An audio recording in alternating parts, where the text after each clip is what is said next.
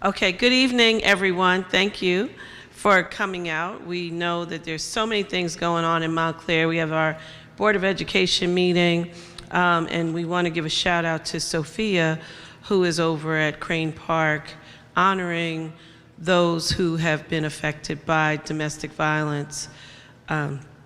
So I want to welcome you here tonight. My name is Diane Anglin, and I am the president of the Montclair, well, I am the proud president of the Montclair NAACP, yes. And I want to thank Marcia Almeida and the Legal Redress Committee for putting together this forum.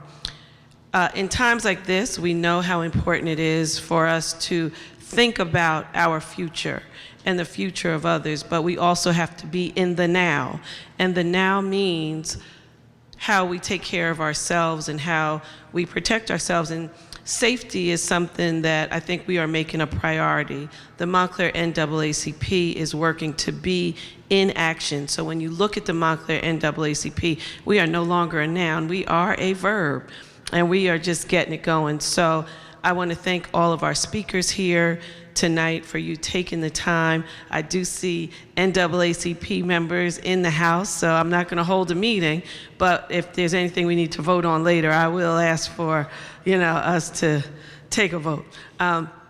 Sit back, relax, and please, I understand that this is going to be an engaging night. This is not about just listening to our talented panelists, but it will be about asking those important questions.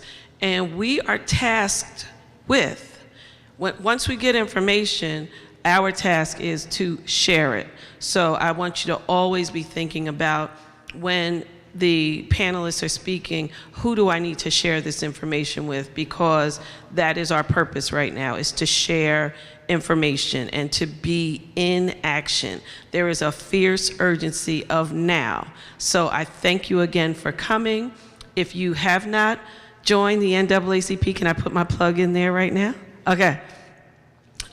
You can go to our website, which is montclairnaacp.org, or you can email us at mtcnaacp.org. You can call us. You can go to our national website, and we are branch 2091B.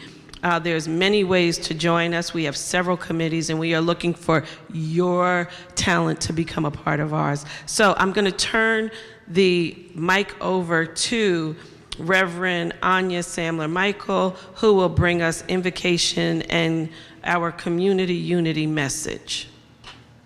Clap, clap, clap.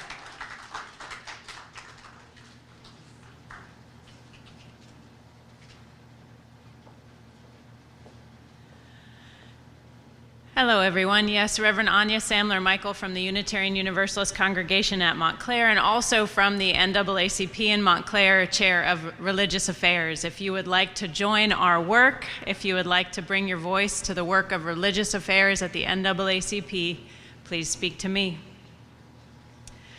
It is good to be together. It is especially good to be together to engage in the collective and mutual learning of our rights as citizens, as students, as voters, as renters, and as humans. It is good because we as Americans and as global citizens are living in a time of increasing authoritarian power, a time when every one of our rights is at risk. And we need to know our rights to be able to fight for them. What is an authoritarian government? An authoritarian government is one that imposes strict rules that limit the personal freedoms of its people. Citizens of countries that have an authoritarian government have diminished rights and privileges and are typically unable to freely worship, to fully express themselves, or choose their leaders through free and fair elections. According to this definition, many reputable global organizations recognize between 58 and 60 authoritarian governments worldwide. Many also list 45 to 48 flawed democracies, of which the United States is one. And some list the United States of America in October 2025 as evidencing authoritarian norms. How do authoritarian governments come to power? Authoritarian governments clinch power through a military coup, a popular uprising, or by the peaceful transfer of power from a non-authoritarian ruler to an authoritarian successor. Flawed democracies are rife for potential authoritarian control. Flawed democracies where the people do not understand or fight for their democratic rights very quickly cede their freedoms. This program about rights is happening today because the threats are real, not imagined. This program is happening because our rights are our defense against manipulation by authoritarian forces and by authorities that have everything to gain by our lack of knowledge or indifference to their control. And before I go on, I need to acknowledge that two authorities with profound power in our township have been invited to co-sponsor our program, with love. We are here today as the NAACP, an organization committed to establishing and keeping civil rights for the most vulnerable citizens, and we are here with the Community Policing Department of the Montclair Police and the Township Government of Montclair. And some of our township neighbors have chosen to stay home today, to not come here, because these authorities are represented and present. And I need to say that while I am heartbroken that this is our reality, I honor their choice. As a white woman with full citizenship and economic stability, I have far less reason to fear the authority of the police and the township than many at the margins. And we are living in a time of fear, for real reasons. I experienced those real reasons in an embodied way earlier this fall. While standing up for our democracy and blocking the entrance to Delaney Hall, an unconstitutional immigration facility, our line of clergy was being intimidated by a wall of ICE officers behind us in full riot gear, wearing masks and dark glasses. And in front of us was a line of Newark police officers, not with masks, but with body armor and weapons. When we refused to move for moral reasons that I know were moral reasons, when we refused to move because the names of the detainees had not been released and because our elected official, Monica McIver, had not been allowed to enter and to ensure that that facility was operating in a constitutionally sound manner, and because the Newark mayor was arrested for doing his just service at a facility that was never cleared to house that many souls, when we refused to move, I was dragged in the dirt and pulled out of line by the Newark police officers. We were both doing our jobs. And we were at, and we continue to be at, a crossroads. And we continue to be in relationship. I have the privileges necessary to allow me to be in relationship, so I choose relationship. Not because I have rose-colored glasses on and imagine that my relationship with any powerful authority is going to be mutually supportive and respectful, and not because I believe in being nice. Nice isn't even in the Bible. I choose to be in relationship because I believe in accountability. And relationships and accountability are in the Bible. And both lead to righteousness, revolution, and justice like an ever-flowing stream. And I believe we can and must hold one another accountable, not to authoritarian norms, but to moral norms. And relationships are necessary for accountability, and accountability is necessary for fighting together against authoritarianism. So to close, these are the 4 most necessary tools for this fight right now. 1, never obey in advance. Know your rights and resist. 2, strengthen institutions that you can trust, like the NAACP that has never stopped fighting for our rights. And 3, save one. You can't fight on all fronts at all times. Focus, learn, save what you can save in this moment and then in the next. For example, your neighbor that hasn't left home since the ICE raids began, your friend who is experiencing domestic abuse but won't reach out for help because of fear of deportation, take notes for them today and share what you learn, and then get and stay on the front lines for them. And finally, build bridges. Work across lines that you never imagined working across. Authoritarianism wants us to fear one another, wants us to split into factions. Build relationships, hold one another accountable, and be ready to fight together for our rights and our freedoms, and for our town, and for one another. It's good to be together.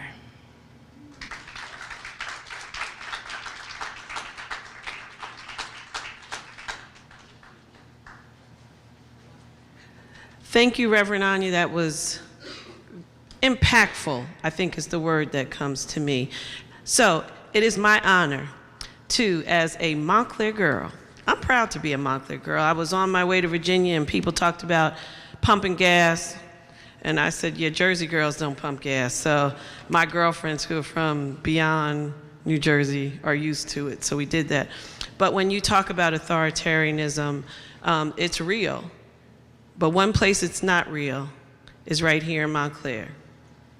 One thing about Montclair is that we have a township council, and the leaders that we have elected are what I think working together for our democracy. But I am proud to be from Montclair, not only as an African American woman, but much so. And growing up in Montclair, we had villages. And in our villages, you looked up to people, and adults hugged us and talked to us, and you knew everybody. And if you didn't, they knew your mama. And when we're talking about know your rights, the person that I'm about to introduce has been in the front lines for us, always showing us to know our rights when it came to health care, because that was her profession. Housing, because when she was a Fourth Ward council person, there were a lot of things that we just did not know. But when it came to education, not only was she on the Board of Education, but even when she was off of the Board of Education, she made sure that we understood the importance of education. Because sometimes in this life right now, people can tend to say, well, you know, make your choices and this and that. But our mayor showed us what excellence looked like. So as we go through and we're talking about voting and we're talking about all of our safeties, Dr. Renee Baskerville has always been in the front for us younger. We're not that much separation, but we always looked up to those that came before us. And I mean, you know, I was young, but I remember folks leaving the high school with fists up and afros, and I was like, yo, this is serious. And we just admired those. I don't know if you understand how passionate it was to want to get to the high school, because those that before us just smoothed all those rocks out for us. When we came there, yeah, there were issues, there were problems. We had, tracking, and we had all these other kind of things. But I need to personally thank you for being those bold older sisters for us. So without further ado, I introduce to you one person that I'm very proud to know is our Mayor, Dr. Renee Baskerville.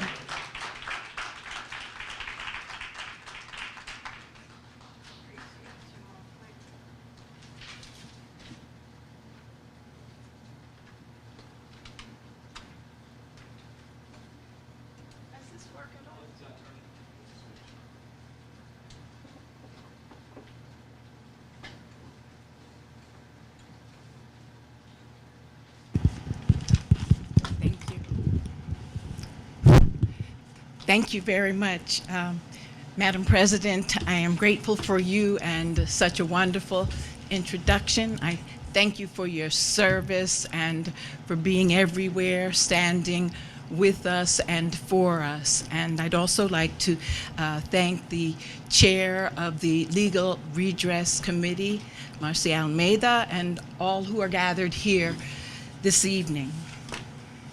I sit here this evening as a very, very proud activist, a bridge builder, a person who is at the front line of resistance time and again since 1960, relentlessly. And I am proud of my track record of service and proud to be called the mayor of this wonderful township called Montclair, New Jersey.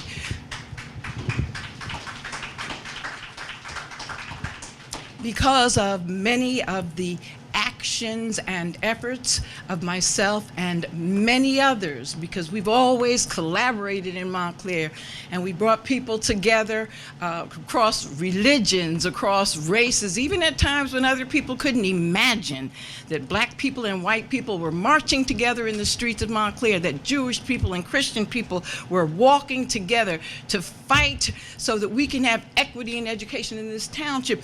There stood Renee Baskerville, and oftentimes leading the charge. And so when people move to this wonderful township and they say, oh, we're moving to Montclair because of the diversity, and we're moving to Montclair because we think that they welcome people there, I am very proud to say that more times than not, I was in the lines, marching with people, uplifting others, and being in places where maybe other people couldn't be there. And I share that in particular because I heard my favorite pastor, Reverend Anya, mention the fact that really saddened me, that some people decided not to come here tonight because a member of the Township Council, and I'm the only member of the Township Council, was going to be a guest today.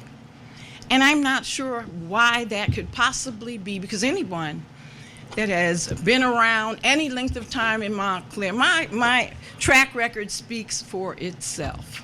So I'm sharing that. That's not exactly the way I wanted to introduce myself, because I don't understand when people form these opinions and they never give anybody an opportunity. Someone sent me a very ugly message about, oh, get to know Delaney Hall. I went down to Delaney Hall and I saw Delaney Hall. Okay, so Delaney Hall was built in about 2000, and guess who was there when they were building Delaney Hall? And I get it. Now with ICE and what's going on there, it's a different day.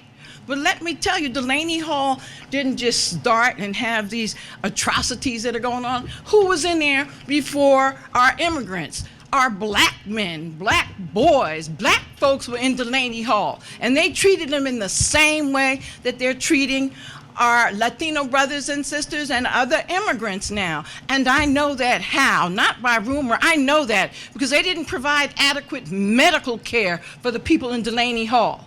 And did I sit around and talk about it and cast a pall on other people that may not be there at the time? No. I went in there, and because God blessed me to be able to provide medical services, I volunteered to make sure that the people that were in Delaney Hall at that time who were not receiving adequate medical care were going to get adequate medical care as long as I could be there. And I was grateful to be able to work with the health department in Newark to make sure that happens. I'm saying that again too, because I want people, before you start passing opinions on what other people are doing and where they should be, get to know them. Get to know their history and understand who they represent and what they represent. So tonight, I know that we are here and we're going to talk about well, I'm going to tell you a little bit about the immigrants, but we're going to talk about our township and what we're doing here, working together, and how we're going to change things. So yes, we are not just wearing T-shirts that say, you know, proud to be from Montclair, we're diverse and we're inclusion, we live it. And a lot of what we've done in Montclair started where? With the NAACP. The NAACP has always been on the forefront of that which is right and good. And tonight's conversation, knowing your rights, it's not about just coming up here and people sharing legal information, although I'm sure they will do that, and I will learn from that also. But it's about empowerment. It's about understanding the power behind knowing your rights and what you do with knowing your rights, okay? And so that's just what we're going to do today. It's about making sure that every person who calls Montclair home, no matter where they came from, no matter what language they speak and what papers they carry, know that they have rights and they have a community who will stand with them, including their mayor of Montclair, Renee Baskerville. Montclair has long been known as a welcoming community, a place which celebrates diversity. And it goes back to different neighborhoods, to our schools, our businesses, our houses of worship, and reflect a spirit that I am proud to say exists in this room today. Montclair's progress in civil rights, in education, housing, and justice has always been rooted in community partnership. The NAACP has been at the forefront of those efforts and reminding us that equality must be practiced, not just promised. So I'm very proud, and when people talk about the township council, let's be really clear. The township council consists of 11 individual people. And those are 7 individual people, and those 7 individual people were elected by you, by the people, to perform a job, okay? That doesn't mean that we're always going to agree on everything, and many times we don't. But I do believe that we're at a place of respecting one another where we'll be able to work together. And so when people come before us and perhaps are upset because we didn't move forward the Immigration Trust Act at a pace that was consistent with what they believed should have happened, they need to understand that it doesn't mean that Mayor Baskerville and 1 or 2 other people were not ready to proceed. More times than likely, it means that we were waiting until we had 4 votes, which is what it takes in order to proceed to represent the will of the body. And so that is something that is very dear to my heart. I am definitely very much proud to support and stand behind the legislation of the Immigration Trust Act. The act sends a clear and powerful message, not just to Trenton, but to Washington and beyond. Montclair, Essex County, and communications all across New Jersey, and it will protect our immigrant neighbors, our immigrant families, maybe some of us in here. And we will not allow, I will not allow fear or intimidation to undermine the trust that holds this community of Montclair dear in my heart.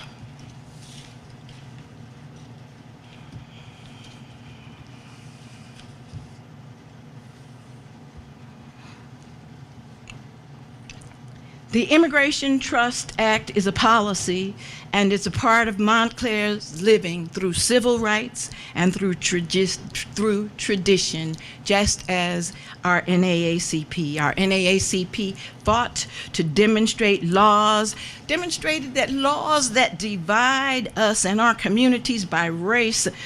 And today, because of actions of NAACP and other organizations, we are sitting here, we're standing here as one, and we must do the things as we continue to grow on. We know that when people trust their local government, our whole community becomes safer and stronger and more engaged. The Immigration Trust Act protects just that. So tonight, I'm here to sit here and to implore you, please, to listen to everything that is being said tonight and to know that I stand with and for us, and that if anyone has any questions about where I stand on any issues, please reach out to me. I will respond to you. And I am very proud to be Montclair born and bred, as is our president and many people that I see in the room, Sister Beverly Bussey. I don't want to start calling out names because there's so many people, and we know what that means. We have an obligation to uplift and uphold our brothers and sisters from all backgrounds in this township of Montclair, and I want to make sure that everybody that comes through Montclair understands that they will be safe and secure in our wonderful Montclair. Thank you so much.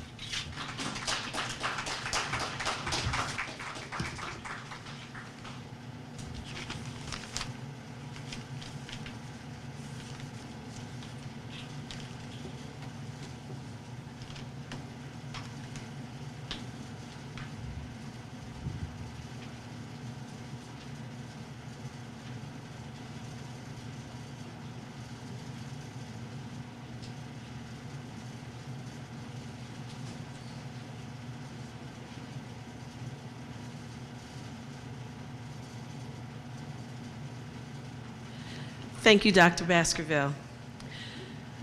Up first, the conversation will be core Know Your Rights topics, law enforcement encounters. Guest speakers, retired Judge L. Grauer, sorry about that, Lieutenant Tyrone Williams, and Mr. Stuart Ball, Esquire. Please come on up and take a seat, and you'll share the microphone.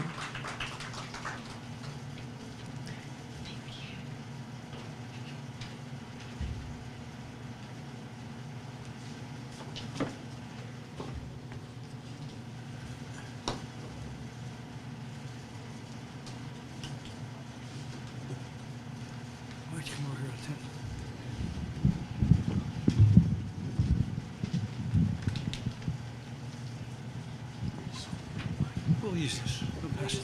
I think so.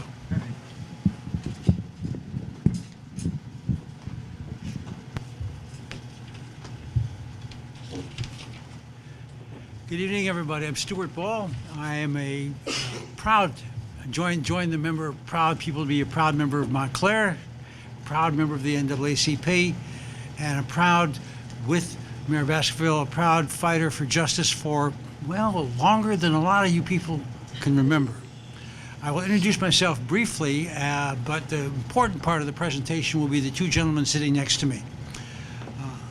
I'm of a certain age, and I grew up in the 1960s. I was active in the civil rights movement of the 1960s, active in the anti-war movement of the 1960s, active in the burgeoning feminist movement of the 1960s, active in the brand new environmental movement of the 1960s, and active in the gender equity and gender freedom movement of the 1960s. And we fought hard, and we fought well, and we accomplished a lot. I've continued to do my battle. I've been a litigating lawyer for many years. I started out in the 1960s representing draft dodgers, pot smokers, miscellaneous renegades, and activists of all kinds. I moved on, developed my professional life, And the highlight of my professional career was representing then a young woman named Asada Shakur. We lost Asada recently in Cuba, but she was a true warrior for justice and for racial equity. And I have the privilege of knowing her well and representing her at her trial in New Jersey. But times have changed. We are in a new era, and I'm proud to say that I don't have the answers for what's going on today, but I think we'll hear a lot from the two gentlemen sitting next to me. I think we'll probably start with Lieutenant Williams, but I want to introduce my friend Leon Grauer. I've known Leon for a long time. I'm proud to consider him a good friend. I know him as a lawyer and a litigator, and he's a fierce combatant, as a fiercer than me sometimes. And he is someone to be reckoned with, and he got himself appointed to the bench as a judge of the Newark Municipal Court, where he sat proudly for many years, and has the good fortune to have retired and moved on with his life. But he will give you the perspective of justice currently in the legal system from the point of view of the courts. On my right is Lieutenant Tyrone Williams. I'm embarrassed to say that I don't know Lieutenant Williams as well as I'd like to, as well as I should.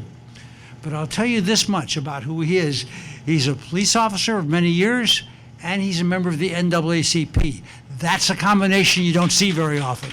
So we're proud to have him with us tonight.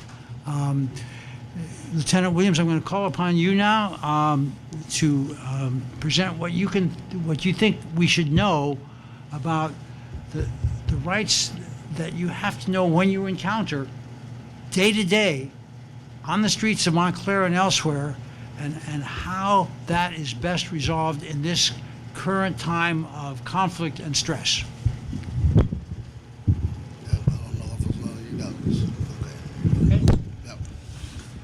Usually I don't even need one of these things because I never learned about the inside voice as a kid. But these sinuses been kicking my butt this past weekend, so I'm still kind of recovering. But most of the people here know me. I'm Lieutenant Williams, the Montclair Police Department. I command the community policing unit. I am in my 27th year here serving the good citizens of Montclair. I will say that I have worked with many here in this room, attended many meetings, stand for the rights of all. I am a community advocate as well as being a police officer. So as far as the rights, I don't think that in this climate, I'll be honest with you, I don't think a lot have changed. Honestly, nothing's changed here in Montclair. We're doing what we do. There are some things that change. As far as the Montclair Police Department, nothing's changed. We do what we do. We come in, we serve the citizens. We, a lot of times with all that police do, people get wrapped up into, well, why didn't they do this? Why didn't they do that? And it's funny because I like to make people understand that the uniqueness of my job is I can never show up somewhere and say that's not my job. I don't care what it is. Once I show up, it's my job. I have to be the resident expert, regardless of what it is. I'm out on the street every day dealing with people that are unhoused and homeless, dealing with people with mental health and emotional challenges. I didn't go to school for any of that, but it's what we deal with. But what's funny about that is police actually have two functions. Two real functions. Their functions are to keep the peace and enforce the law. That's our two functions. Everything else is what we call in the black community extra gravy, right? That's all. But what I will say, everybody knows the Montclair Police Department, and I would like to recognize my boss as Chief Todd Conforti, Deputy Chief Will Young, who allowed me to go out in the community, do things that I'm doing right now, to represent them in their stead, and also to go out into the community and try to do things that make us a part of the community and not just an occupying force here in the community. And I can say in my over 20 years here, we are intentional about making sure we are a part of our community. As the commander of community policing, if my guys were here, they'd be able to tell you, they've heard me 1,000 times say, wherever there's a gap, we build a bridge. Wherever there's a wall, we tear it down. Community policing is actually the link of the police department that ties the police to the community. There's a time when police executives had to learn that the hard way. If you guys remember back around 2007, 2008 time frame, during the Michael Brown thing with Ferguson, Missouri, that was a time when the economies got strapped and everybody said, you know, that community policing stuff, that's kind of a nice to have. We're gonna get rid of that. And we actually deactivated our community policing unit here in Montclair. And as we saw things go on across the country where police and community, the gap was widening day by day. And it became this, we went back 20 years, or if not more, to this us versus them type of thing.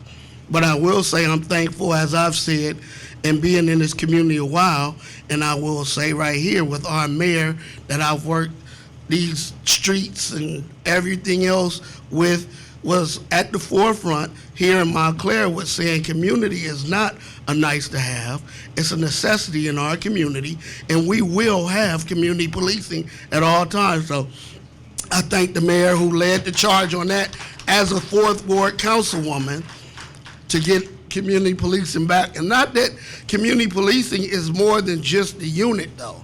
The community policing is a philosophy that needs to start at the top and go all the way down throughout the police department, that everybody is serving the community in the sense that we are a part of the community. We want to treat people the way you want to be treated, and you want to embrace the concerns and anything that the community will bring so you can work together to be harmonious across the board. So one thing I'd like to cover, if there's anything that has changed in the last few years here, the last year and a half to 2 years, this whole thing with immigration and ICE. One thing I will say to you here is, thankfully, we here in the Northeast Corridor are very progressive with law enforcement. We are, I think New Jersey is the most progressive state when it comes to law enforcement and how we practice it here. We have an attorney general who happens to live right here in Montclair, who sets the tone and is the chief law enforcement officer for the state. So anything that he sets the tone from Trenton to say what will and what will not happen when it comes to law enforcement in this state. And I am happy to say that he has made it quite clear that local municipalities are not a part of ICE or immigration. And he has sent out policy to support that. Now, I make it a point to make sure we understand that that does not mean if ICE, and they've been here, they have been in Montclair, it's no secret, they come here, they've done what they've done, but Montclair is not going and being a deputy or a part of their operations. However, I do want people to know, because people say, so that means I should never see a Montclair cop if immigration is there. No, that doesn't mean that, because we are still charged with keeping the peace in this town. So if something's going on in one of our neighborhoods and things start to get a little out of hand or things are going a little awry, you most certainly are going to see Montclair police officers there. Now, some people said, are you going to stop ICE? They are a law enforcement entity. We have no right to stop them from doing their job or what they're here to do. What we are charged with is being here in Montclair, is to keep the peace in our town and make sure that things don't go haywire and awry. So we do not work with ICE in doing their immigration, whatever they're enforcing. What usually happens, what we've experienced so far, is they actually call us and tell us they're going to be here. They actually tell us where they're going. And what we've seen so far, they have a specific target when they're coming into town. They're not just coming in doing sweeps and things of that nature. They say, we're going to this address and we're looking for a certain individual. And so, to date, I don't know of us having any uprisings or anything that got out of control with regard to them being here. Again, they are a law enforcement agency, so they will come in and they do their business just like we go to other towns and do ours. If we have a warrant for somebody because they committed a crime here in Montclair, we do the same thing. We call that agency, say, hey, look, Montclair is here. I'll be at such and such street. We tell them either we do or we do not need your assistance. That's just common courtesy in law enforcement. So just, you don't have to worry about Montclair officers are not going out trying to round up people because they are not here legally or their immigration status or whatever. In fact, quite the opposite. I'm sure many of you would be quite surprised if you knew what some of the things we are doing with that particular demographic here in our town. So having said that, I will be here for questions. And if there's, or should I take that later, or how do you want to go with it? Here's what I propose that we hear from Judge Grauer, and then we will have a few minutes for questions, Marcia, I think. Let me ask a question, though, take my prerogative. Lieutenant, I appreciate what you just told us about your relationship with ICE, but I could imagine, I don't want to go too far off the deep end here, but I can imagine a time when ICE is in town acting, perhaps with notice and perhaps with a proper purpose. But I can imagine a time when ICE officers, from what I've read and what I'm seeing, that they are out of line, that they are the ones committing a crime. What is the remedy at that point?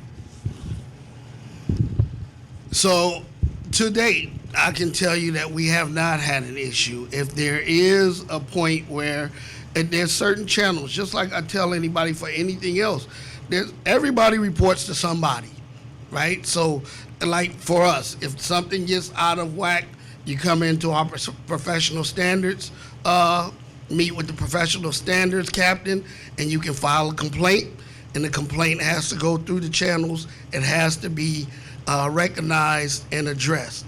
I can't tell you what the federal law enforcement's procedure is, but if there were a complaint, you still have that right. Again, we are Montclair's law enforcement entity. So if there's a complaint, you could come in to us and let us know, and we will guide you to navigate that terrain, whatever it is.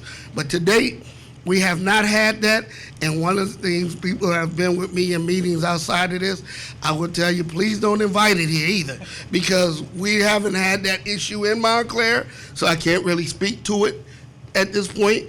But what I would say is, if it were to happen, we are the law enforcement entity here, so come to us. Because one thing I will say, out in the street, on the street, is not the place to address it, because I've seen some things too, and I've seen things going a little awry, and I get it. Emotions are high. You know, this is a very delicate situation, subject matter, but we still have to maintain cool heads and not allow things to get out of line so people don't get hurt. Thank you. That's an excellent answer, by the way. Just what I was asking. And ladies and gentlemen, my great pleasure to bring you Leon Drower. Thank you. Good evening to everyone. You can hear me, I hope. First, I'd like to thank the Montclair and NAACP for inviting me to be a guest on this esteemed panel. My comments are going to be a little different. And first, I'll throw in a disclaimer that although I'm a former judge, nothing, not a single word that I say here tonight represents the views or opinions or positions of the New Jersey judiciary. Okay, I speak for myself as myself. And so I think we should take a step back before I talk about knowing your specific rights, to understand the perspective from which I come. My opinions and statements are informed by 33 years as a criminal defense lawyer. Well, not all that time as a criminal defense lawyer, 21 years. I spent some time as a city attorney representing a police agency in New Jersey. I was an internal affairs prosecutor for a police agency in New Jersey. And of course, I did criminal defense. I represented people at every level of the court system, from municipal, state, to federal court, including appeals. But my opinions and perspectives are also informed by being a black man in America. So understand where I'm coming from. So I'm going to start out by saying, knowing your rights. To know your rights, you have to appreciate what your rights are in the system you're in, right? Someone could have scribbled some rights down for Jews in Nazi Germany, right? But understanding that system, no one would ever believe that a Jewish person had any rights in Nazi Germany. So let's appreciate the system with which we're working. And I'll preface that by saying police are not your friends, first rule, right? I have many people in my family who are law enforcement officers at various levels, but I'm not speaking about individual police officers, right? Because the narrative, and I think is very deceptive, is that, oh, there's strife between the black community and the police, and we just all need to understand each other a little better. But that strife didn't originate from a lack of understanding. That strife originated from occupiers coming in and treating us as less than human, right? So the remedy can't be, we need a little understanding and they need a little understanding and kumbaya, everything's great. I'm speaking of policing as an institution. It is a social institution, no less than the Treasury, economics, education, health and welfare, or the military. It is a social institution. It is a government institution, and it is in that context of which I speak of policing and police action. So, on that note, I'll say, having worked as a prosecutor in an internal affairs division, that the system certainly at times properly prosecutes misconduct claims against law enforcement officers, at times, but I will say rarely, because when you look at someone who finally gets exposed, what you see is often the same police chief who's chiding how bad that officer was is the same police chief who gave that officer a pass for 14 years when she or he was abusing people and violating people's rights. So the system does at times work. So I'll speak as a criminal, my experience as a criminal defense attorney and from the bench is that, yes, you have a right to complain to internal affairs. New Jersey, I think it was around 1991, implemented, the state attorney general implemented guidelines, internal affairs guidelines, and those guidelines are still in effect. They've been updated periodically, and they do provide some relief. But as an everyday person, you have to understand what you're up against. Are you charged with an offense? Because you have to factor that in if you're going to talk to internal affairs. Why? Because the statements you make to internal affairs are not immunized, meaning they can be used against you in the criminal prosecution against you, right? So oftentimes it's a decision. Do I try to make the system, give me justice with these officers who kicked my teeth in or did whatever to me, went into my house without a warrant, and lied and said, I told them to come in? Or do you forego that because your statements can be used by the prosecutor when they take your case to trial? Very important consideration. So there's things I see. We live in the internet age, YouTube. My number one rule, I wish there were more young and middle-aged people here, right? There's some here, but more. Don't do what you see on YouTube. Do not demand a roadside trial by a cop. That doesn't get you anywhere. Now, I recognize that people feel kicked around, right? And they want to be treated fairly, but the street is not the place to demand your rights, okay? It prolongs the interaction, and when you're dealing with law enforcement, every interaction with law enforcement officer brings the potential for death, particularly if your skin is melanated, okay? So you want to end that interaction as quickly as possible, right? Which is going to bring me to my second point in a moment, but don't demand a roadside trial. The officer is not going to say, hey, yeah, I went in your jacket when I didn't have a right to, right? He's going to keep talking and try to talk himself into something that sounds good as a reason for going into your jacket, okay? The other lesson is silence is golden. Or as I've said to my clients over the years, you have the constitutional right to shut up. And you can inject a word in between if you like, okay? Why? Because when you talk, all of that is video recorded, right?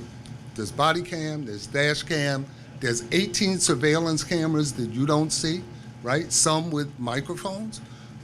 So anything you say, any word that comes out of your mouth can be used against you in a criminal prosecution. Don't tell me you're innocent. I get that. Doesn't matter. It can be used against you in a criminal prosecution. So don't talk. You don't have to talk. Hey, how you doing? They said I stopped you because you ran a red light. Where you going? Is that any of the police business? You don't have to tell them where you're going. How you doing today? Right? There's no such thing as an innocent question. Police are trained to get you to talk. And if they can find some inconsistency in what you say, you know, as black folks, we call our best friend cousins, right? Who we grow up with, my cousin, right? And when you say, yeah, I'm coming from my cousin's house, and you talk a little more, yeah, his mother invited me over, we've been friends a lot. Oh, I thought you said you came from your cousin, right? Now there appears to be an inconsistency, and they go down that road to now try to incriminate you in some way, to use it as a basis for a search, right? And to prolong the interaction. And New Jersey law is very good about the length of interactions. It basically says that when you're stopped for a motor vehicle violation, police have to do what they have to do, and they can't deliberately prolong the interaction. So don't help them prolong the interaction. Be quiet. Everything that happened is recorded, right? Get a defense lawyer. Don't be your own lawyer on the street. And you can save yourself a lot of grief. Again, if you please understand there is an internal affairs process. Go online, you go to the Attorney General's website, read the guidelines. They're published. It's not a secret, right? This information is available to you, and just understand the possible implications if you've been charged with something, the implications of speaking to internal affairs. So I'll answer any questions at the appropriate time. Thank you. That was terrific. Thank you. Marcia, do we have time for a couple of questions if people have them? Yeah, just one or two if there are any. Okay. That means our president. Oh, yes. Ms. Gale. But if, I think most police mean well, and certainly in Montclair, to say in Montclair, they go they really approach people, what I can see, with care and follow rules, and they're led by some excellent people who work from their hearts and their souls. But in other places, sometimes police are not working with their hearts and souls, and sometimes they're working from a place of power. I know you said people are supposed to be quiet, but if a police person is being rough, like rough for a reason that doesn't seem to indicate roughness, if they're being brutal in some way, what is a person to do in a case like that? I don't know if my question made sense. It makes sense. So I say when people are being brutal to you, you do what you would do if anybody were being brutal to you. You defend your life if you have to. So we hadn't talked about that, but if someone, George Floyd had a right to defend his life. People around him had a right to defend his life for him. So brutality is another issue, right? But you asked that specific question. So I've often heard in suburbs, we don't have that problem with our police here, right? Our police are good. Perhaps from what you've seen, I don't know what you've seen, okay? When I go through suburbs, including Montclair and any suburb I've been to, is it a mystery that the police are set up at the borderline where black people come in from Newark? What's strategic about that, right? There's racism in policing is historically rooted, right? And it's still present. Again, it's not about those individuals. I have friends of mine, great friends since we were kids, some I met later, great friends, law enforcement officers. But it's not about them as an individual. It's about what is the mission of the institution, right? The mission of the criminal legal system, whether it's police, whether it's the jails that hold people before trial, whether it's the courts, the mission of that system, that criminal legal system, is to incarcerate as many melanated bodies as possible. And if I'm wrong, show me the statistics that say I'm wrong. Okay? That is, I don't think anyone rejects that. Some resent it and some applaud it, but I don't think anyone rejects that factual conclusion. So I would say if you don't see racism, if you don't see misconduct in your town's police department, look a little deeper.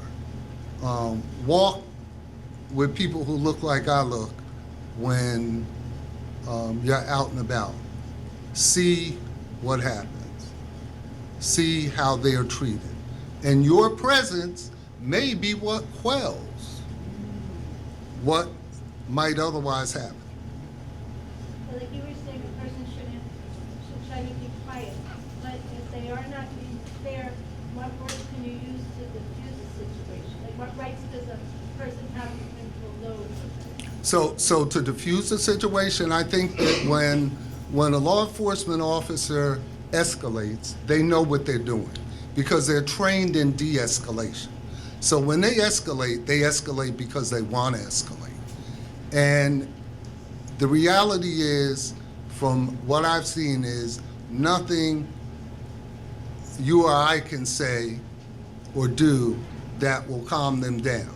The presence of white people on the scene may calm them down because they want to portray a different image to whites versus blacks in the community. And that's in a community like Newark as well, okay?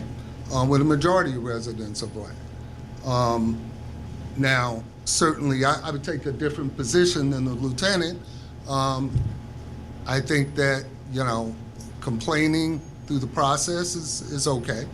But if a group of people are around and you see an injustice, it's your duty. I think it's your duty to make some noise. I think it's your duty to stand up against it and protest it, right? And are the police going to do what's right and put that officer or group of officers in check? Or are they going to behave like the officers did when George Floyd was being executed on a public street and work on shutting the community up, right? So as an individual, I say you want to accelerate the end of that interaction, whether you're going in handcuffs or whether you're going about your business, okay? But a group of people, I'd say don't be cowards. I think I will give 2 minutes to. Yep, there you go. 2 minutes. That's all right. I just want to say, I don't disagree with anything that was said for certain reasons. I've been black longer than I've been a cop. I've been black for 57 years. I've been a cop for 27, right? But what I will say, you can't limit what he's talking about to policing. That's in every institution in this country. Because this country, the institutions were not set up to include black people. So it's not limited to policing. It's in housing, it's in education, it's in health care. You name whatever the institution is, and it's there also. So I think it's kind of unfair to make it like that's only in policing, because that's not the case. That's every institution in this country, right? And then as far as you saying, Madeline, one thing, and I coined this phrase, I give her credit for it. Again, like we talked about, out on the street is not the place. If there's a crowd, I will say, I've been in law enforcement 27 years. That little thing back there, that radio, I don't care how big your crowd is. I can outdo it in a matter of minutes. So I don't think that that's a viable. Peaceful protest and protesting organized and civilly is fine. But to raise up like because there's a crowd there and you feel that there's an injustice and there's an outnumber, that would not be a good idea. Because when what we are trained to do is we come with more, we come more, whatever it is. If there's one person that's there, we coming with 2. If there's 5 people there, we coming with 7. That's just the way I train it, and with good reason. Because if something's going on with one of your loved ones, do you want us to come there and be undermatched? No. When we're coming to respond to your call for service, you don't want us to come there to meet resistance on the same level. You want us to come there to control that situation and make sure you and your loved one are safe. So I'm just going to say, the one thing that Wendy Young said this many years ago when we were doing a forum with some young people.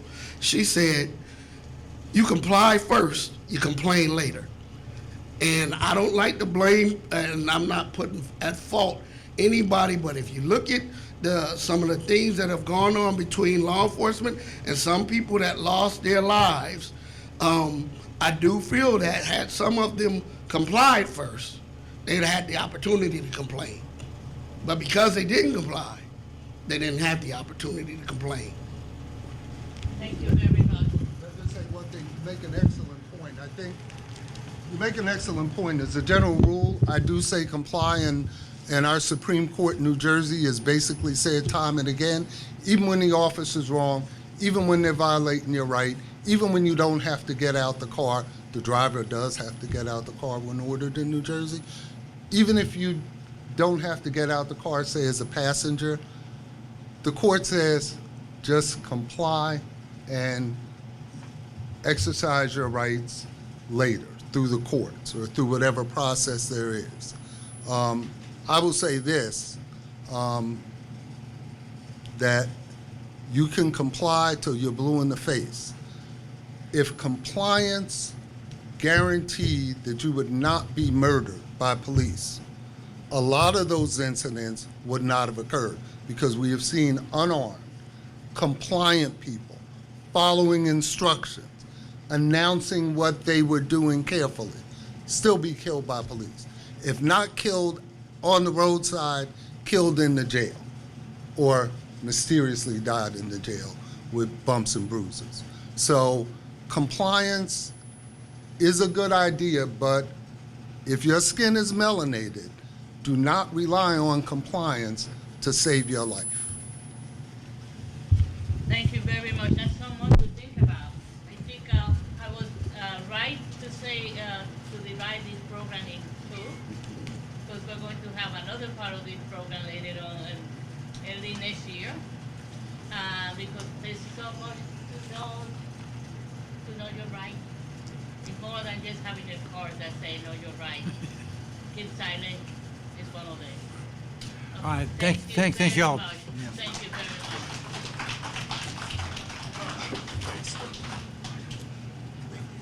Now I'm going to invite. Oh, that's okay. That was good. Thank you very much, guys. Thank you. Thank you very much.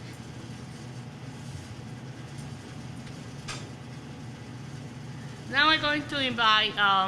We're trying to set up this workshop. I wanted to make sure that every committee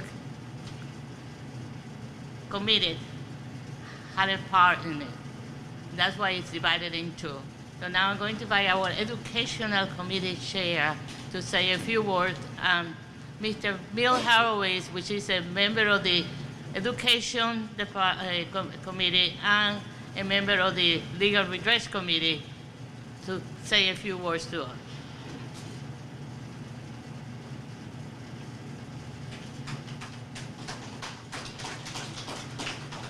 Thank you.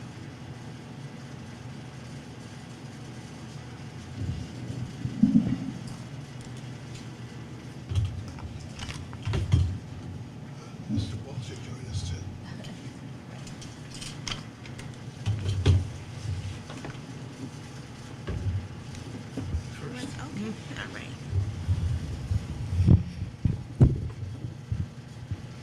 Okay, hi, good evening, everyone. My name is Lene Jones-Jules, and I am the Education Chair for the Montclair NAACP. I'm happy to be here this evening. This is October. October is Dyslexia Awareness Month, and so I just, whenever I get an opportunity to speak, particularly this month of the year, it always kind of just makes me smile in a way. I began my kind of advocacy work working for my own child, centered around dyslexia, and so I thank you for this opportunity to be here. So tonight I'm speaking on something that's deeply personal and powerful, our role as parents in advocating for our child's and our children's education, especially those that are dealing with areas of special education and equity. So first and foremost, we are our children's first and strongest advocates, and we know our children better than the people, the teachers are with them all day, but we know our kids. And so I think the biggest thing for parents to realize and understand is you know your kid, and if something is a little off, if something's not feeling right, if your child is concerned or they're not, things are not working the way they should work, you have a right to say something. So we have to speak up for our kids because we know them best. Every child has a right to a free and appropriate public education. Under the Individuals with Disabilities Education Act, or IDEA, every child with a disability is entitled to specialized instruction and related services at no cost to families. And that right applies to every child, regardless of race, language, income, or zip code. And I'm going to get into the very next thing is about writing. And I really feel that this is the one thing that I never kind of put into my advocacy when I was sending letters.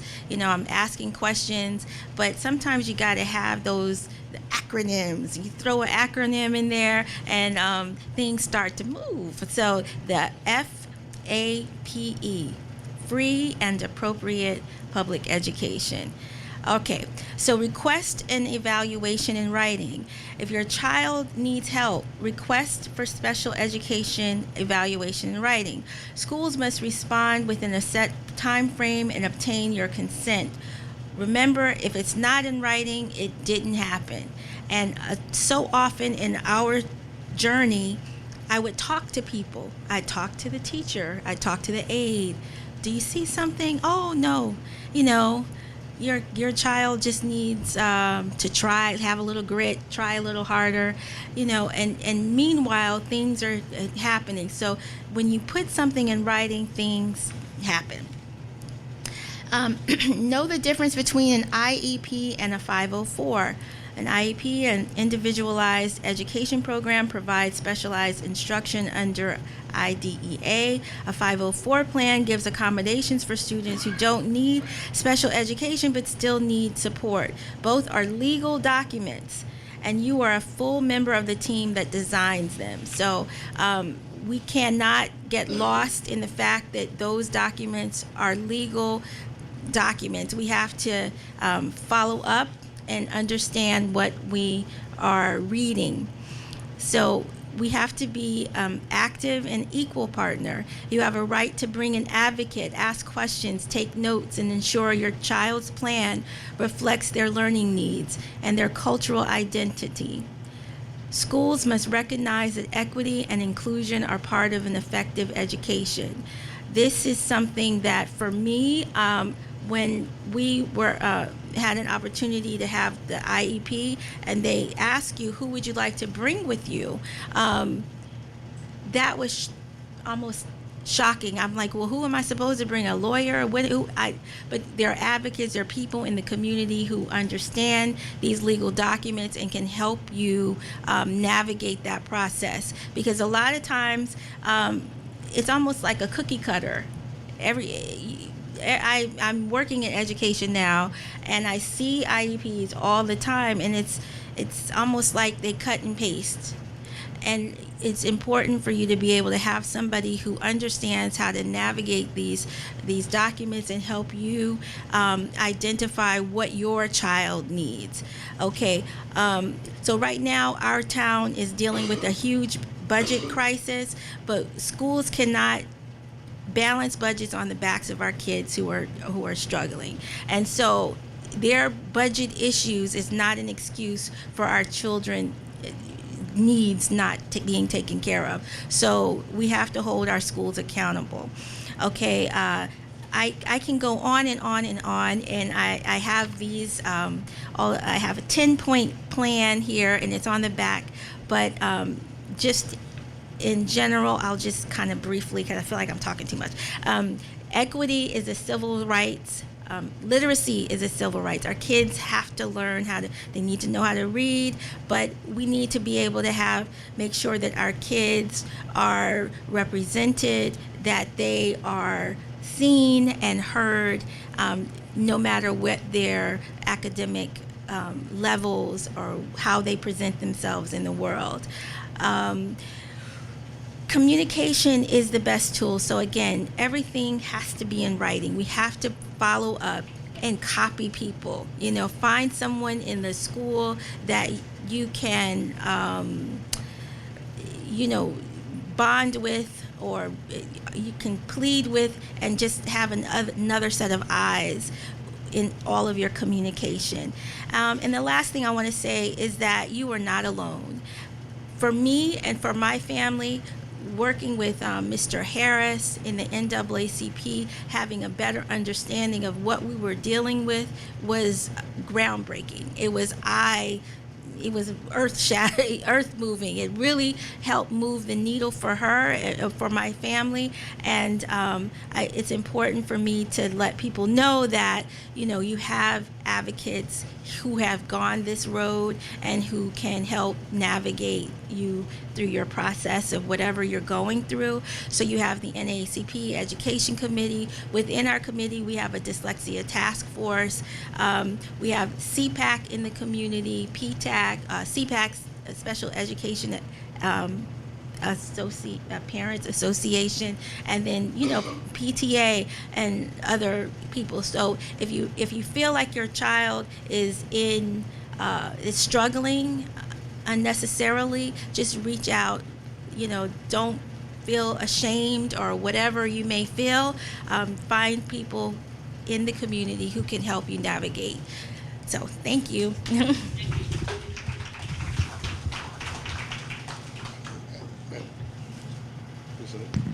Is this on?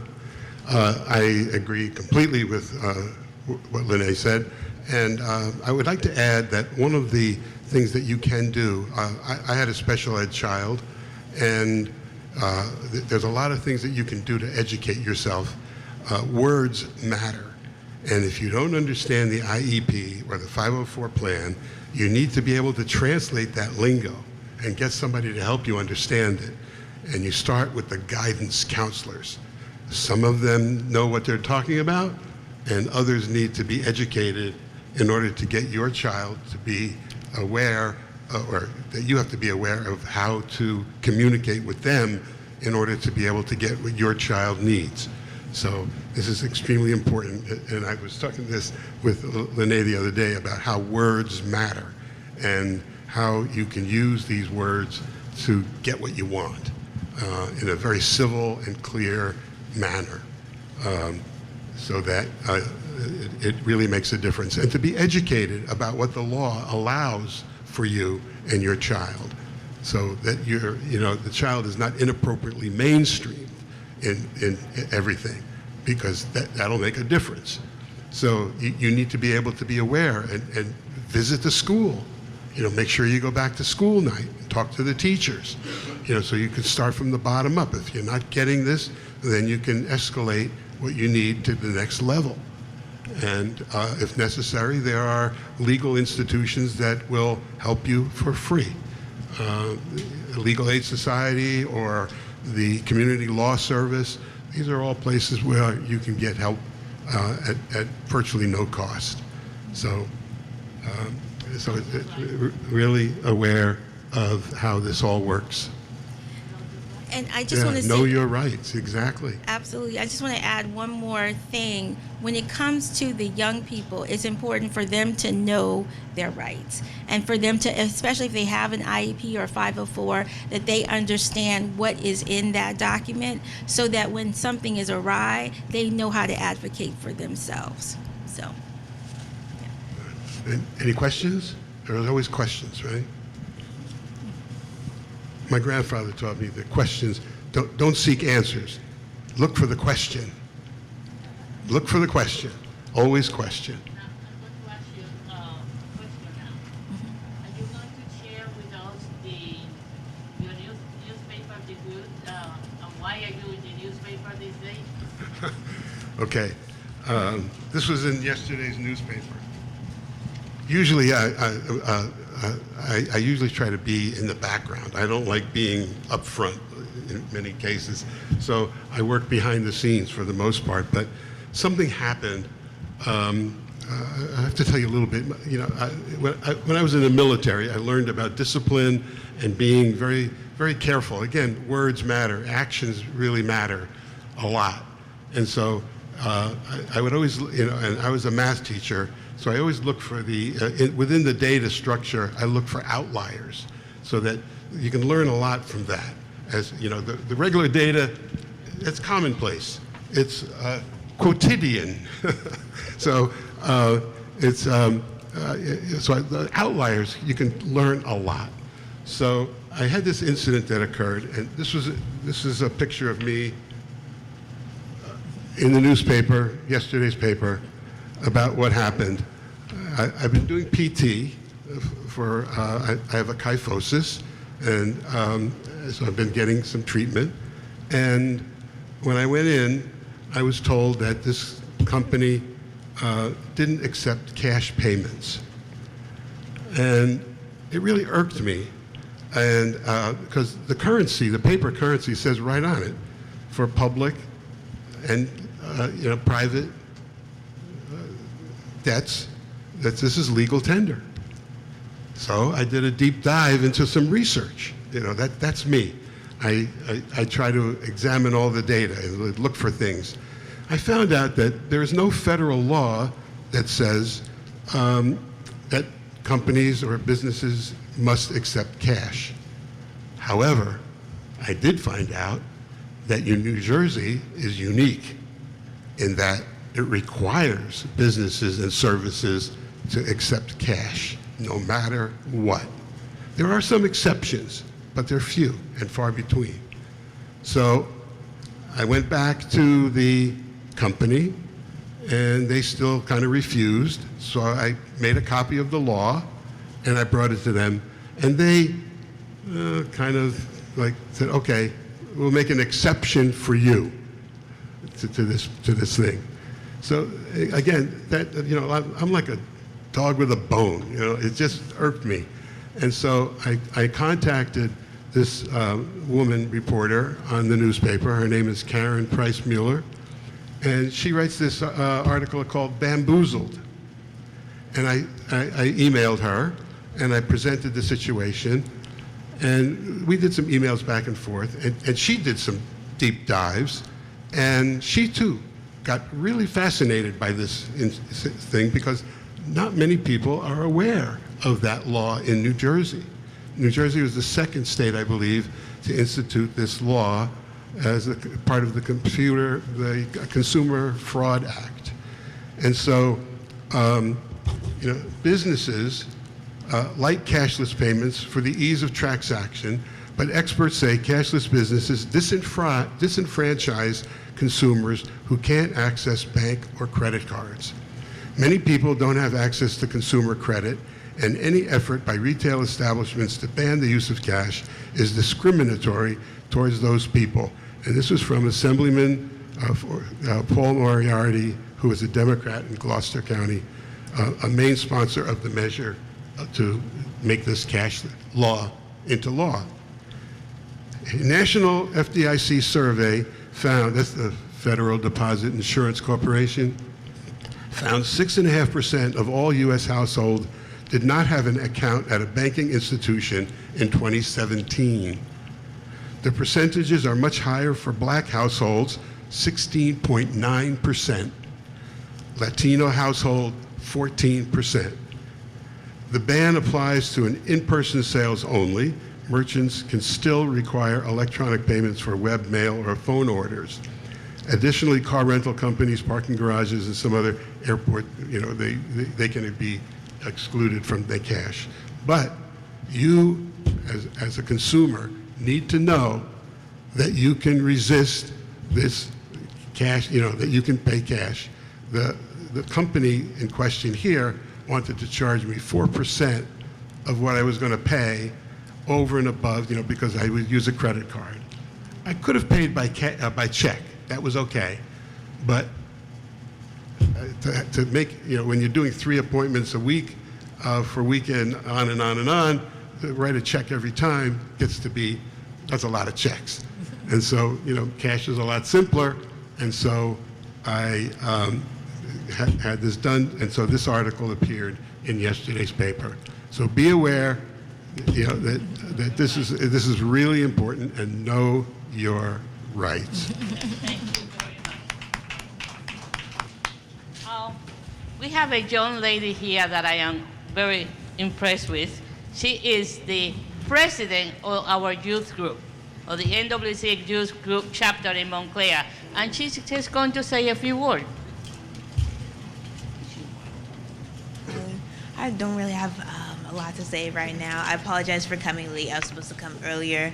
I appreciate this turnout. And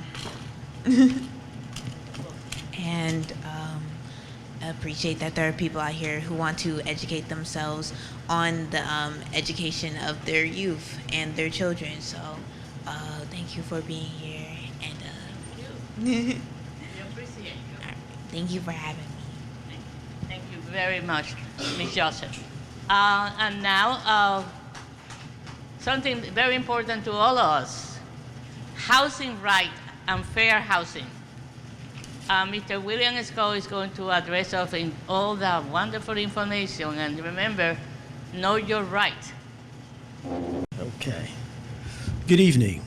Well, I would have expected a little bit more company up here. Okay, but I'll move forward. Again, good evening. My name is William Scott. I am a member of the Montclair Rent Control Board, a member of the Montclair Housing Commission, a member of the Montclair Parks and Recreation Advisory Committee. I'm the chair trustee of the Rise My Zion Baptist Church. I'm also the chair of the Montclair NAACP Housing Committee. And the reason why I mentioned those different committees and boards that I've been involved in, there's probably 4 or 5 more NAACP committees, Economic Development, Labor Industry, Education Committee, Health Committee. We all interact with each other because we have to support one another within the community. So it's always been my pleasure to work with all the different committees within the NAACP. The presentation that I did hand out is on the table also, but we will make this presentation available via email because a lot of the information can be accessed to. You'll see I have QR codes, and QR codes are the new way to get on the internet and go directly to a website to acquire information. So this is something that I think the younger generation, they like to use this technology, so I'm trying to keep up with them. But what I'm going to just move forward with is the overview. In the documents compiled resources and contact information related to rent control, tenants' rights, landlord-tenant relationships, housing support within the Township of Montclair, New Jersey, State of New Jersey entities. It also includes official offices dealing with legal resources, advisory committees that assist tenants and landlords in understanding and exercising their rights. And this is truly all about rights when it comes to housing. So the first document at the top of the chart on the left-hand side deals with the Montclair Rent Control Ordinance. And if you scan the QR code with your camera, it will take you directly to that township website. I just summarized some of the information on these different websites so you'll have an understanding of what's available. But one thing I want to just precede the information with: the Township of Montclair was engaged in, I believe, a 35-plus year fight to get rent control in the Township of Montclair. We finally achieved that goal in 2022, after a long 2-year legal battle as well. But it is very interesting that Montclair, being one of the richest communities in Essex County, for many years did not have rent control. And the rents were really out of control, driving a tremendous amount of gentrification within the township. So the purpose of the rent control ordinance was to stabilize the rents, not roll anything back, but at least give residents an opportunity to kind of catch their breath, especially right after COVID, because that was a serious situation with housing and rent freezes and things of that nature during that time frame. But when you go to the town's website, as it relates to rent control, it implements and enforces the Montclair Township Rent Control Ordinance. You have access to the building, the municipal building at 205 Claremont Avenue. Some people, if they don't have the technology, you can call that department. If you want some inside information as it relates to your particular situation, and I want to be clear, the Rent Control Ordinance of Montclair does have exceptions. If you happen to live in an apartment house with your landlord, which could be a 2 or 3 family unit, that building is exempt from rent control. But it does not mean that the landlord can increase your rents unconscionably, but you really want to make sure that your unit is registered if your landlord does not live in your house, okay, in your building. So it's very important to be aware. I've gotten calls from other towns, Elizabeth, Bloomfield. A lot of individuals don't realize or understand their town has rent control. This is vital protection that you really need to be aware of if you're going to live in a community. Even if you move into a community, you want to check to make sure what kind of rules and regulations that you may be a beneficiary of if you're interested in living in that community. So just moving on a little bit more, so you can go to the website. There's a clerk that's involved in that department that's available from 8:30 to 4:30. There is a true rent control department, and we do have a website. Some of the key documents and forms that you can find on that website is the annual landlord registration form. And let me just bring to your attention, I am a landlord. I've been a landlord for 40 years in the township of Montclair. I've been a resident of Montclair for 76 years, matter of fact.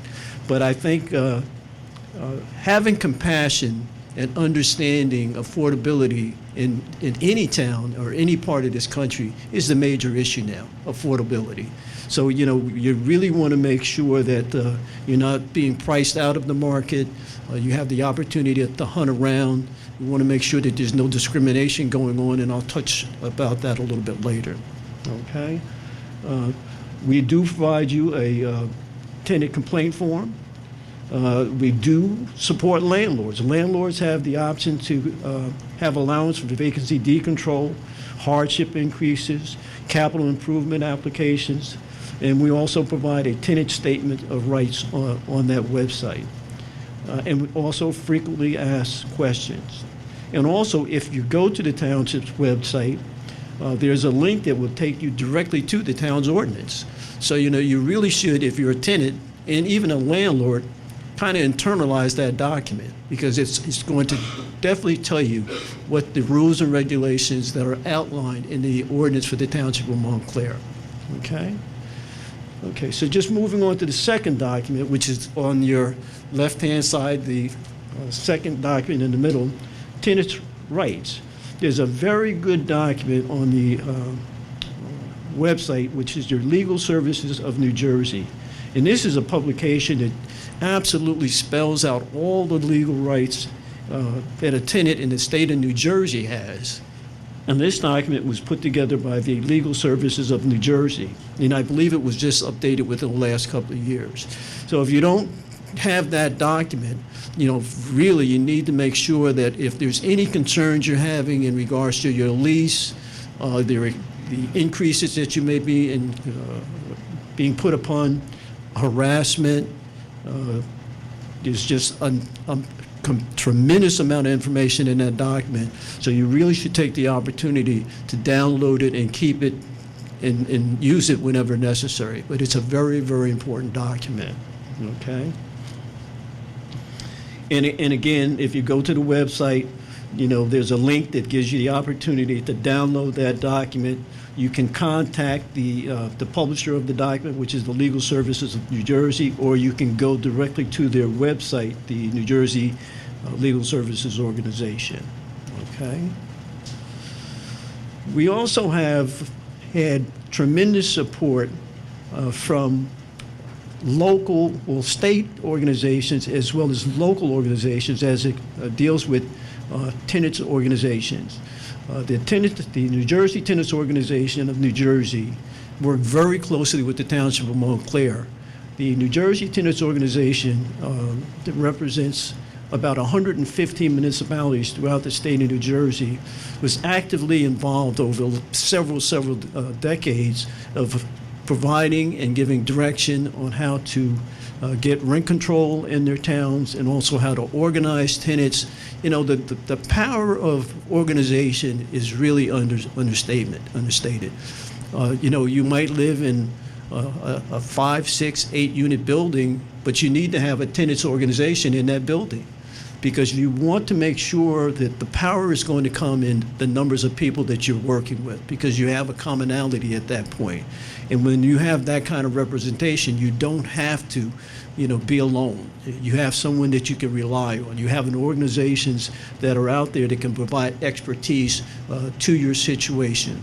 So at a state level, the New Jersey Tenants Organization, and then we're fortunate right now within the Township of Montclair, we have the Tenants Organization of Montclair, TUM. And they came to the forefront at the beginning of the conversation back in, I believe, 2020 or so, how to organize our local residents that needed representation from the Township of Montclair to make sure that they understand what rights that they have. But the state organization, they can provide focused areas like eviction protection, security deposit regulations, affordable housing, and tenant organizing. So that's very important to understand how you can get expertise to come to your particular situations to organize an organization that would give you great support. We also have within the Township of Montclair the Montclair Landlord Tenant Advisory Committee. And that committee is basically has been put in place for decades to give landlords and tenants an opportunity to come together and try to mediate a situation. You know, it's a lot better to try to mediate your situation in your own community opposed to if anyone's been to the landlord tenant court in Newark, when you're going into an environment with hundreds of people, you're really not at a loss, but you can be overwhelmed because you don't have the immediate, and I would say personal support from your community, from the Landlord Tenant Advisory Committee. So it's always a good opportunity to get your problem resolved in your community before you have to go to the Newark court system, and that can be a little overwhelming. But that committee does provide you with an opportunity to file a general inquiry form, and the purpose of that form is to give you the opportunity to identify your situation with your landlord or vice versa, and a meeting is scheduled, and then a mediation process is put in place. Now, they don't solve every problem, but it gives you the opportunity to at least come to some agreement before you have to take that major step going to the court system within Newark at that point. Also, you know, we can also understand that we have the U.S. Department of Housing, HUD. Also, starting on the right-hand side of the document on the board, there's a QR code. That QR code will take you directly to that State Department. Now, this is what you have to I've wanted always to make sure everything that I put out there works. So when I went to the State Department's website, I got a little political announcement that the entity was closed due to the shutdown. Okay, and I think maybe some of you have heard some of the comments that are directing some of the reasoning for the shutdown to certain political parties. And being a member of the NAACP, we cannot mention one side or the other. But all you have to do is click on close that pull-down item, and then you get right into the site and you can acquire all the information that you're looking for. So it's very important for people to just not assume that you don't have access at a state level, okay, or a federal level, okay? But also at that level, the key contacts is dealing with housing issues. Public Indian housing information resources are available, and most of the documents that I've provided, if you don't have access from a technology standpoint, I've given you telephone numbers. So you can always call these different organizations to get contact information at that point. But they deal with multi-housing complaints, which is another direct number. Additional assistance is available for rent relief, eviction protection, homeless, affordable housing issues, housing discrimination complaints, disaster, and home ownership resources. So, you know, you really want to take advantage of this document. We were expecting more people. If you just make sure you take one with you, you can share it. And if there's anyone that wants an electronic version, because if you get the electronic version, all you have to do is take the QR code right from your camera to your computer, and you're going to get right into the various departments that we're addressing today. Okay? And one thing I failed to mention, when it comes to the tenants organization of Montclair, that QR code does not represent that organization. You have to go to their Facebook page, and their Facebook page will give you all the information. And you'll also notice in the handout, there's some upcoming dates of meetings that they're going to be providing for meet and greet, information sharing, and things of that nature. So I did include some of their direct information in the handout. Okay. And the last department that I'll cover is the New Jersey Office of Attorney General, Division of Civil Rights. And we really need to understand that we can seek additional resources outside of Montclair, outside of the state level. We can go to the federal level. Well, this is New Jersey at that point. And you have the opportunity to bring some visibility to an action or an issue that you may be having in our community. And again, the QR code will take you right to that site. If you don't have that technology, you know, there's a telephone number, there's an Office of Constituent Services, and this is of the Division of Administration for the Civil Rights. Now, I've taken, I think, about 3 or 4 courses directly from that division monthly, if not pretty monthly. They have training classes for different types of discrimination. So I've been trying to take advantage of as many of those training sessions as possible, just to, you know, enlighten me to other areas that I should be aware of. So the purpose of the presentation is to know your rights. It's just as simple as that. A lot of individuals don't realize the power and the information that's out there, but you just have to seek it. What we've done from an NAACP standpoint over the years, we've had renters information forms. We've done a couple of those. We've got videotaping of those forms. This one obviously is being taped as well. But we want to make sure that from a renter's standpoint, that there's something that is out there that we can provide additional information for you. My telephone number is out there. It's on the internet. I get calls from different towns. Okay, I don't mind. I've been retired for over 15 years. I kind of say I was kind of late to the party, but at the beginning of the presentation, I enjoy working in the community. I've been an advocate for many, many years. Not only on the Rent Control Board, but the Housing Commission. I mean, we have a lot of work to do. I mean, Montclair has been touted as such a progressive community, but we have a tremendous homeless population in Montclair.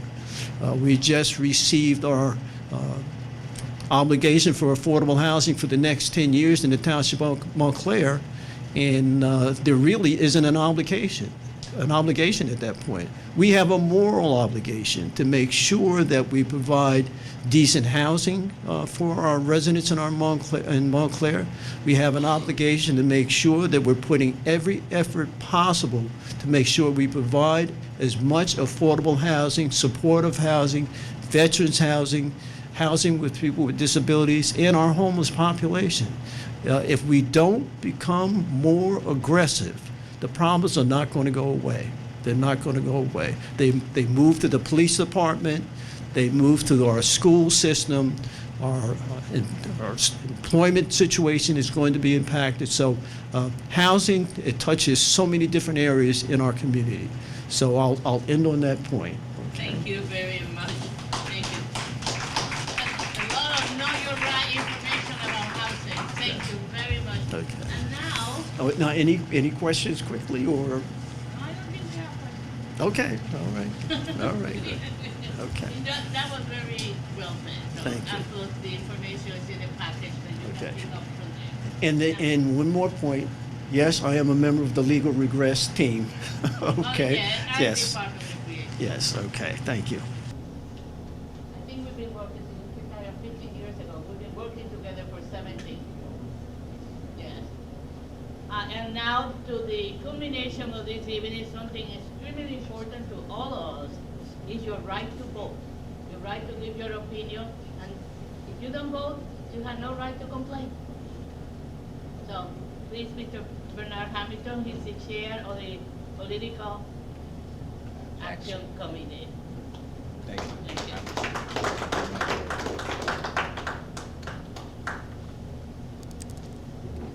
Thank you. Good evening, everyone.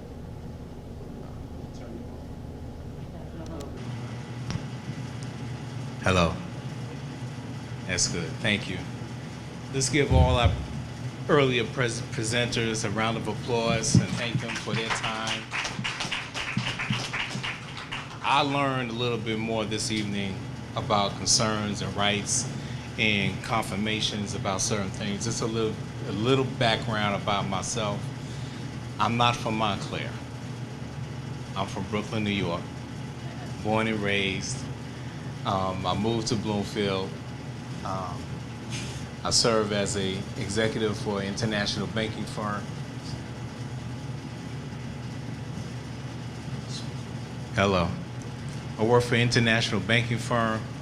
I'm also a deacon at St. Paul Baptist Church right here in Montclair. And I'm a former elected official in Bloomfield. I'm the first African-American elected official in the township of Bloomfield. I served 4 consecutive terms as councilman at large in Bloomfield. And coming from Brooklyn, it's a little strange if somebody elects somebody outside of their municipality in New Jersey to come into a different state and get elected. Congressman Donald Payne Sr., every time he saw me, he said, "I'm still amazed at how you got elected." I said, it's because I'm from Brooklyn. My cousins, my father, very close to Samuel D. Wright, Shirley Chisholm used to babysit us at the club in Brooklyn. And so there's some learning that went on. But we're not here to take voting rights for granted. Too many people died to give us the right to vote. Too many people sacrificed to ensure that we had a say, even in silence, that we can go into a booth, make our selection, turn the lever, and decide our conditions of living and housing and support going forward. And that hasn't changed. They're looking to take that away from us, but we'll continue on. If you're a first-time voter, one of the things that I suggest you do, carry your ID. Carry some sort of identification because you want to make sure that you're on the rolls. You want to make sure that you are logged in and your name is there. They're going to ask you about your address, where do you live, and make sure that you're at the right polling place.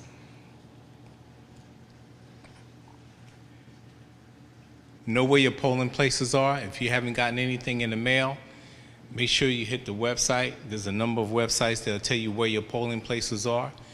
There's a QR code that I sent out, we share with you to make sure you have your polling place. And so you can ask, give them your name, something to verify your address, whether it be a license, your school ID, let them know, and then they'll tell you, you're allowed to vote at this location.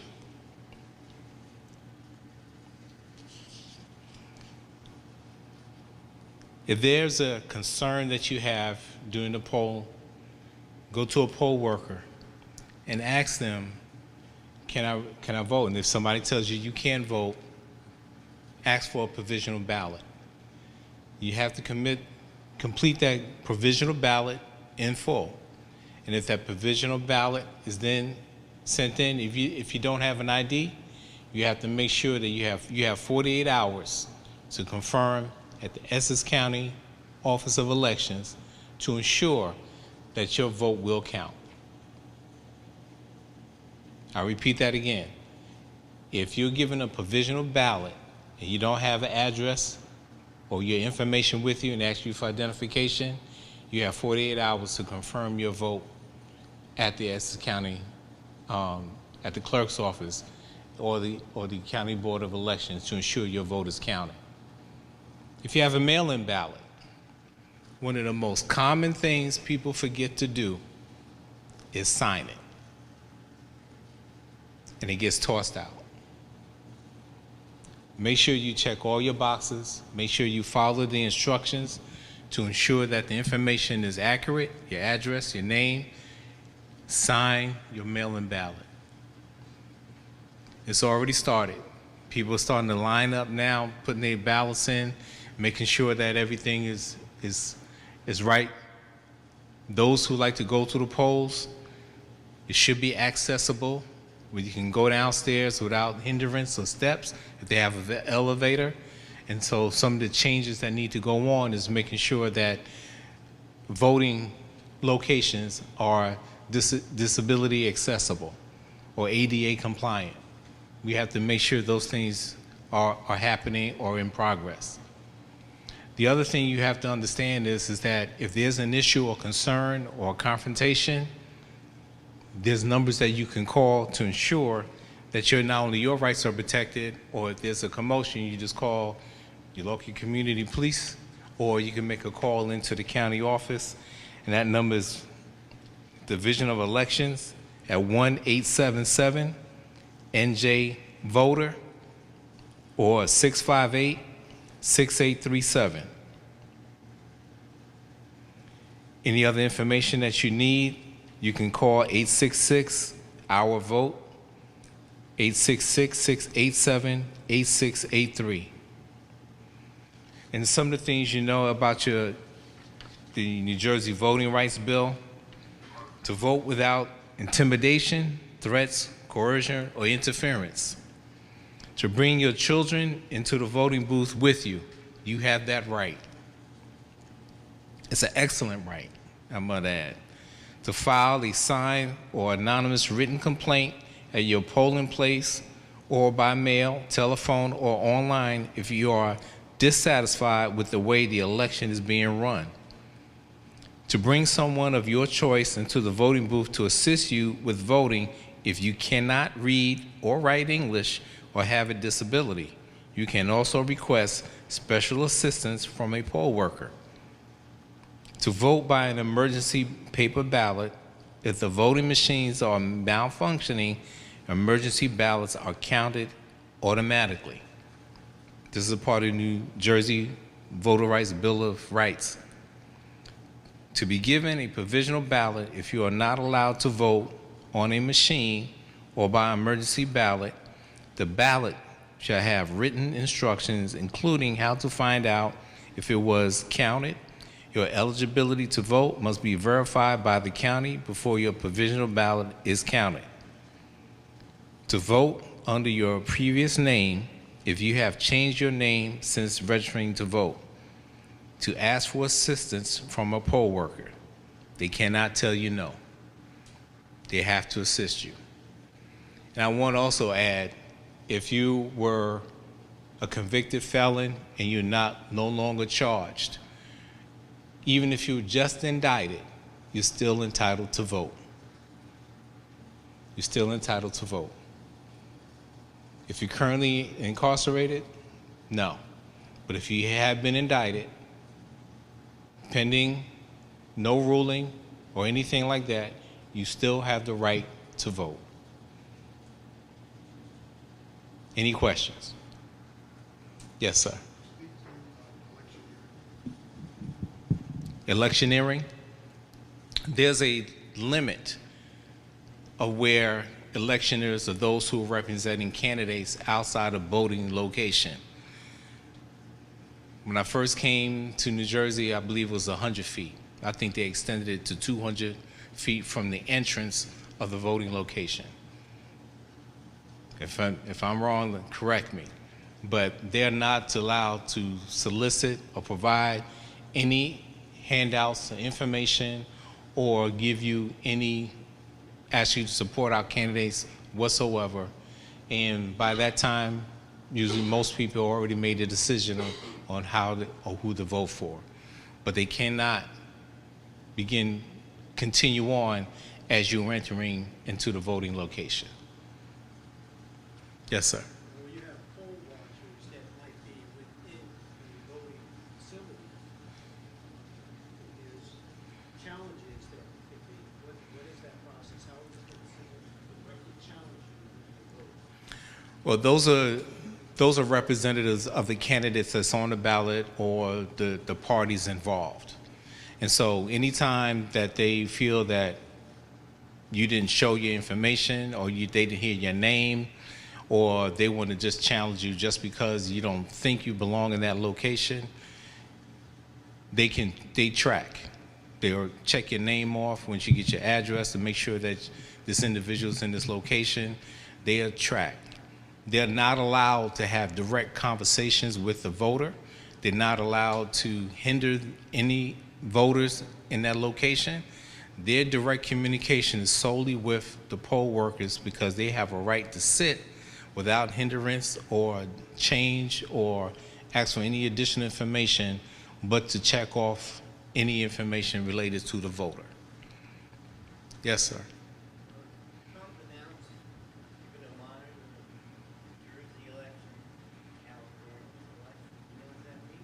Say that again. Trump said they're going to monitor New Jersey voting and California voting. I don't know what that means. Well, there's a personal opinion and there's a voting perspective.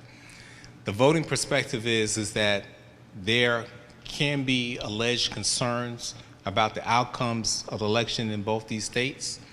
And so, as a representative of the NAACP, you should review all the information that has been presented and vote according to your best interests.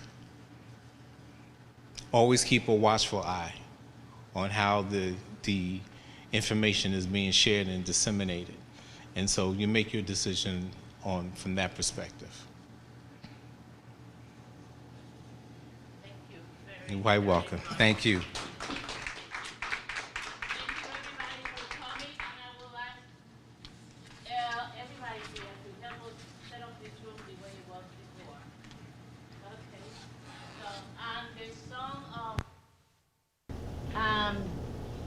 Some more information on the table there, and you can take as many of the Know Your Right cards that you want. Okay. Thank you.